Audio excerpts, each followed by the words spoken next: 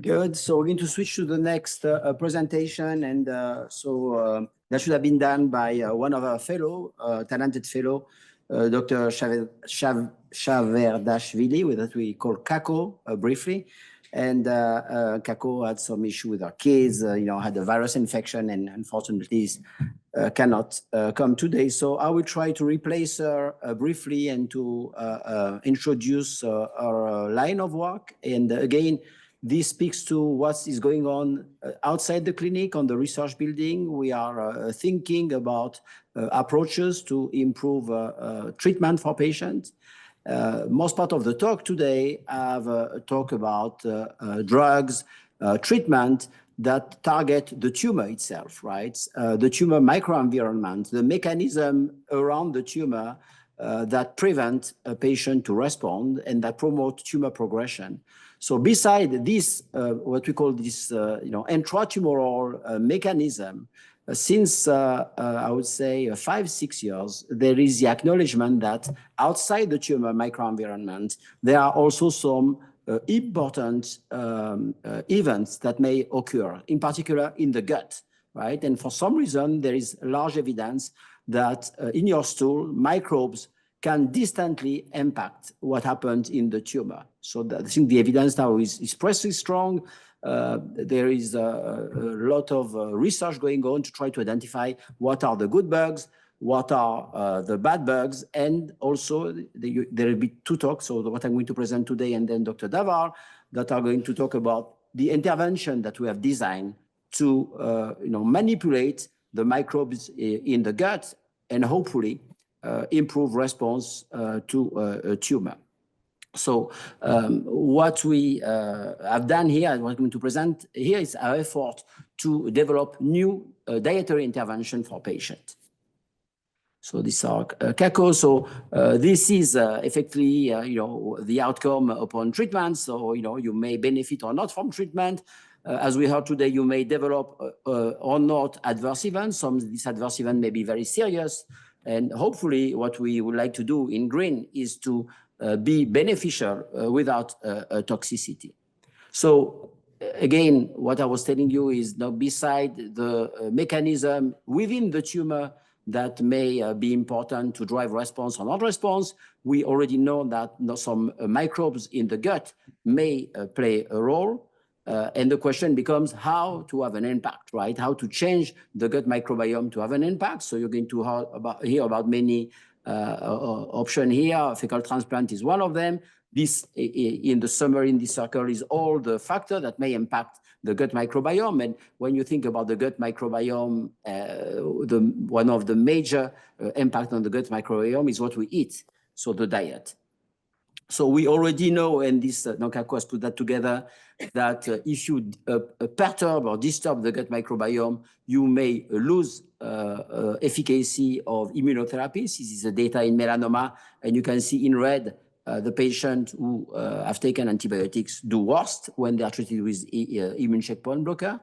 And this is true also for lung cancer, clearly. And that's why we try to avoid antibiotics, and we also try to say to patients in the same way we said don't take antibiotics, we also try to tell them don't take protopump inhibitor, right? That we already know that this may negatively impact response to immunotherapy. So how are we going to manipulate the gut microbiome? So there is a way to do that. So we're going to hear about giving stool from a healthy patient or people who respond to immunotherapy. That's what we have done, and Dr. Zarour is going to talk about that. But ahead of that, one approach that we could develop is impacting the gut microbiome with dietary intervention.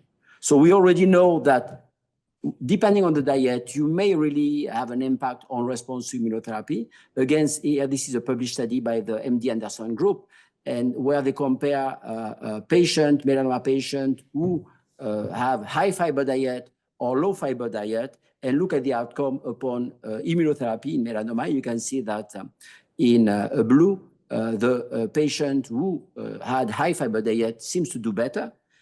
Other studies have suggesting that another type of diet, the Mediterranean diet, may also be beneficial to patients undergoing immunotherapy. So CACO was very interesting by another body of data. This was a study in a healthy donor done by a group in Stanford that showed that another type of diet and a fermented food diet. So fermented food, I'm talking about sauerkraut, yogurt, kefir, and so on, may also have an impact on the gut microbiome and on the immune system. So, and this group, it was this healthy donor, not cancer patient, have treated or patient not treated, have no advice for intervention with high fermented food. And what they observe is they increase what we call the diversity. So the gut microbiome was more diverse. And we know that this diversity is also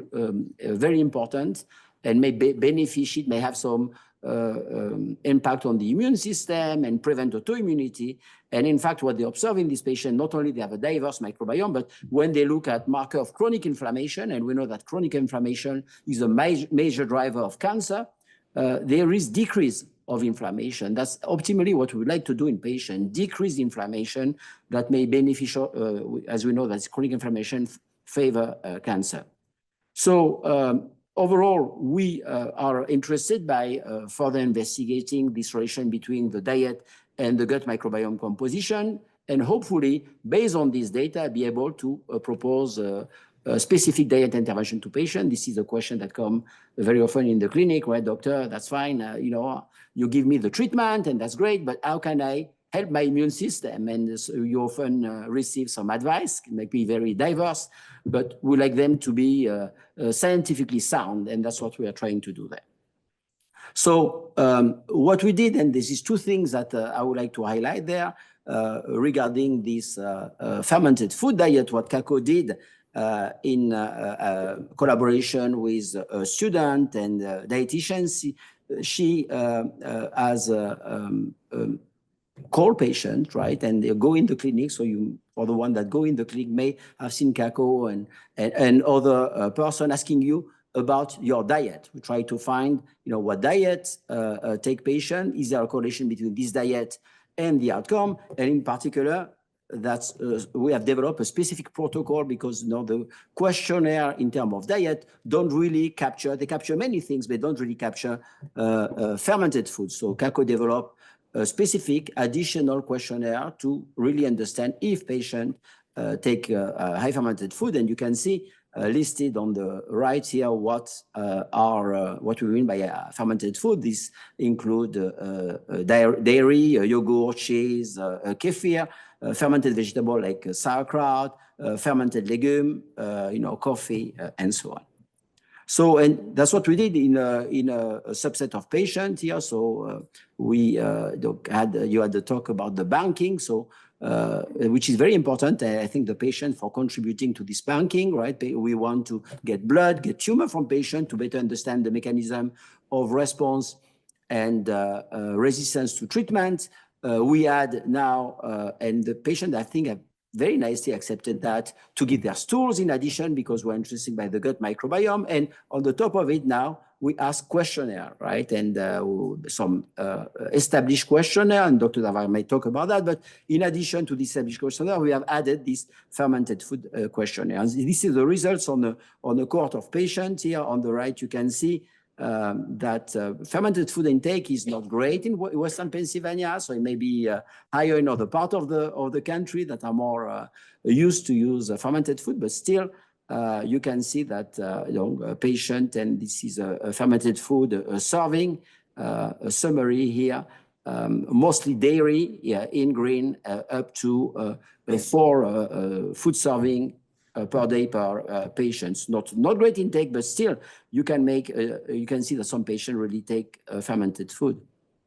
So this is the cohort of patients, and this was a patient that were included in the banking protocol that led by Dr. Davar, where patients give blood, stool, and get this questionnaire. So on this cohort of patients, so even if the fermented food intake was limited, you can see in green that patient who took fermented food per our questionnaire seems to do better than a patient in red who do not take fermented food. And this is summarized in the graph on the right here in the first part. So what we call high fermented food, and again, because fermented food is not very popular in this part of the country, one portion per day. But still, it seems that these are very rare data that these patients do better in terms of response to immune checkpoint. And this is true, regardless of the stage. So patients who take immunotherapy in the adjuvant setting, so where the tumor has been removed, and you get immune checkpoint for a year to prevent the recurrence, or people who has advanced disease or still have advanced disease and are treated. Again, these are small number, and of patients, and as we are working, we are trying to expand this patient. And this summary on all patients, again, patients who take high fermented food in this small cell cohort seems to do better. So what do we mean in Western Pennsylvania by fermented food, right? And a questionnaire tells us that it's mostly dairy, right? And also mostly dairy, right? In red. So again, we are doing research, and we want to understand why.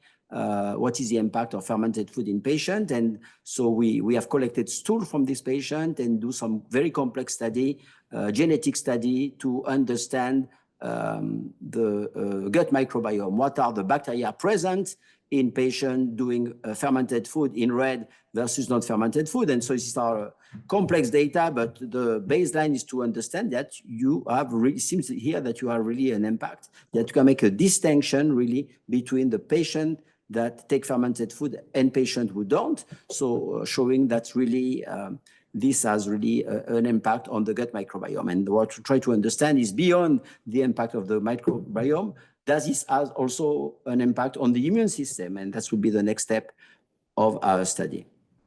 So this is the corrective study that we do using a very precious banking protocol, but we also want prospectively to understand if we give a dietary intervention, can we change the gut microbiome and immunity to these patients? So in order to do that, we have designed a trial here, and this is a summary of this trial, both in a melanoma patient, in lung cancer patients. So these are, we start to, as a starting point, patient in the adjuvant setting. These are not advanced melanoma patients, but patients who are treating in the adjuvant setting. So they are disease-free after surgery, and they are getting immune checkpoint to prevent relapse.